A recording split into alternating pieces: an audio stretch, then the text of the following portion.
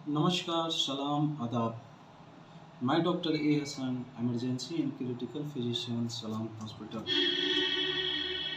दोस्तों, आज मैं आप लोगों के सामने एक डिजीज़ के बारे में बताने जा रहा हूँ, जिसे हम और आप हाइपोटेंशन के नाम से जानते हैं, जिसे आम भाषा में लो ब्लड प्रेशर के नाम से जानते हैं।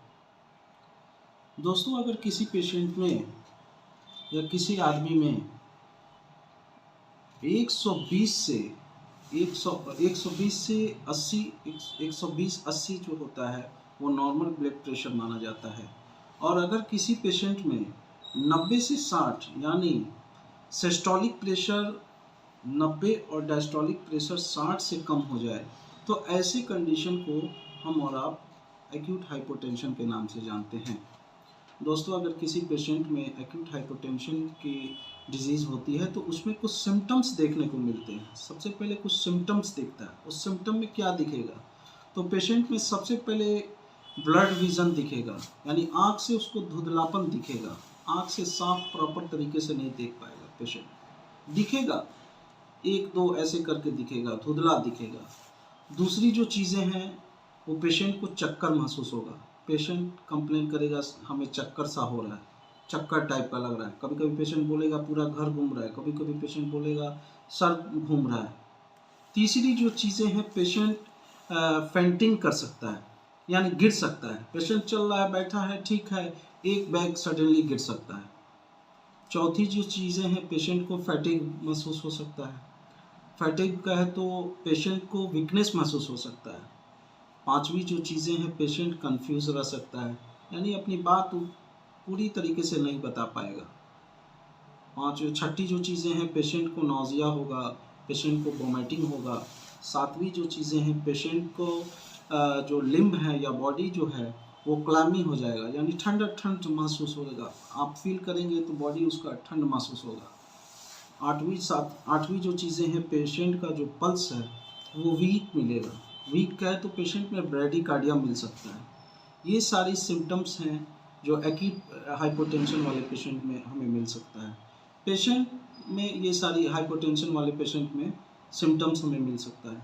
दोस्तों, मैं आपको बता दूं किस किस कॉज की वजह से पेशेंट का बीपी कम होता है, यानी इसको मेडिकल भाषा में हम कॉजेज ऑफ हाइपोटेंशन बोल सकते हैं। तो कॉजेज ऑफ हाइपोटेंशन में क्या क्या हो सकता है? सबसे पहला जो कॉज है, फीमेल में सबसे ज़्यादा मिलने को देखने को मिलता है, वो सबसे पहले प्रेगनेंसी में मिल सकता है।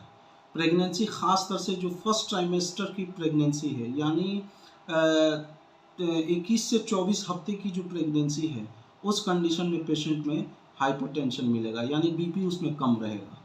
दूसरी जो चीज़ें हैं, सबसे कॉमन जो चीज़ें हैं, कोई अगर कार्डियक पेशेंट हो, यानी अगर किसी पेशेंट को कार्डियक की बीमारी हो, दिल की बीमारी जिसे हम और आप कहते हैं, तो इस वजह से भी बीपी कम हो सकता है। दिल की बीमारी में क्या हो सकता है? मायोकार्डियल इन्फेक्शन हो सकता है, या कोई भी वाल्वुलर डिजीज़ हो सकता है। ये सारी चीज़ों में भी बीपी मेनली कम हो जाता है। तीसरी जो चीज़ें हैं, अगर पेशेंट को डिहाइड्रेशन हो, डिहाइड्रेशन कहे तो पानी की कमी, पेशेंट को अगर हो जाए तो उससे भी बीपी कम हो जाता है। तो पानी की कमी किस किस में होता है? अगर मान लिया पेशेंट को गैस्ट्रोएंटेराइटिस की तरह अगर कोई डिजीज़ हो जाए, या फूड पॉइजनिंग की तरह कोई डिजीज़ हो जाए। फूड पॉइजनिंग कहे तो खान पान के बैड इंटेक की वजह से ये सारी बीमारी होती है। अक्सर जो होता है कि मुंह पेट चालू हो जाता है ऐसे कंडीशन में, तो उस कंडीशन में भी बीपी कम मिलता है। चौथी जो चीज़ें हैं, ब्लड लॉस अगर किसी तरह का हो जाए, किसी तरह का ट्रॉमा हो जाए, किसी तरह का या इंजरी हो जाए, तो उसमें बहुत ज़्यादा खून बहने लगता है, तो ऐसे कंडीशन में भी पेशेंट को हाइपोटेंशन होने के चांसेस होते हैं। पांचवी जो चीज़ें हैं, अगर पेशेंट को सेप्टिसीमिया हो जाए, किसी भी, चाहे ब्लड में हो जाए, चाहे यूटीआई में हो जाए, तो अक्सर ऐसे कंडीशन में, सेप्टिसीमिया की कंडीशन में पेशेंट का बीपी हो जाता है कम। सातवीं जो चीज़ें हैं, सीवियर एलर्जी हो जाए, अगर किसी तरह का एलर्जिकल रिएक्शन हो जा रहा है, तो उसमें भी पेशेंट का बीपी कम हो जाता है।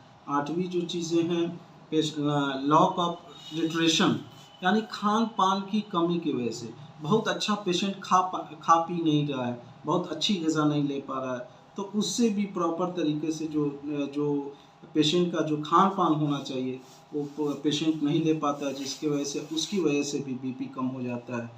8वीं जो चीज़ें हैं, कोई अगर पेशेंट मेडिकेशन ले रहा हो, चाहे किसी भी तरह की मेडिकेशन हो, चाहे एंटी डायबिटिक मेडिसिन हो, ऐसी मेडिसिन जिससे पेशाब ज़्यादा होता है, पेशेंट अपने मन से डॉक्टर के विदाउट परामर्श से पेशेंट अपने मन से लेता रहता है, कोई उसके डॉक्टर के परामर्श लिया नहीं, अपने हिसाब से ले रहा है पेशेंट, वैसे में भी वैसी दवाएं भी लेने की वजह से बीपी कम हो जाता है। कितना टाइम ये होता है, बीटा ब्लॉकर भी कम होने के चांसेस बने रहते हैं।